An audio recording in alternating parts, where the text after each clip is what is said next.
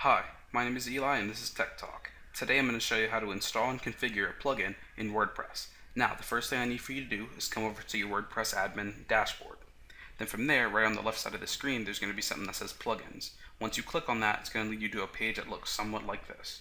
Then from there, all I need you to do is come up here to the top of the page, and then from there, I want you to click on this Add New button. And from there, it'll direct you to a page that you can upload plugins. Now, right up here it says upload plugin, just click on that. Then from there, as long as you have a plugin that's .zip format, you'll be able to upload it. All you have to do is click File, and then from there, click on the plugin. And then from there, it's going to upload onto WordPress. Just click Install Now. Then from there, it's going to go ahead and install the plugin amongst your plugins.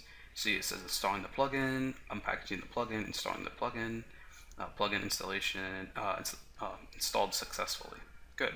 Now, from there, all you have to do is just click Network Activate, and it will activate the plugin right when you upload it. So just click Network Activate.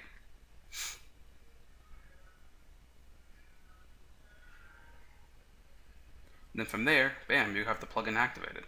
Now, if you come down and you go into, you search up the plugin that you had just installed, right here, Google Analytics Dashboard for WP. As you can see here, it's activated. You know, the only options that you can really have is to deactivate it, or it has some settings or some details, but we don't want to mess with those. So, bam, that's it. If you have any questions about what we talked about today, make sure to drop them down in the comment section below, and I'll be sure to get back to you as fast as I can. This has been Eli from Tech Talk. See you next time.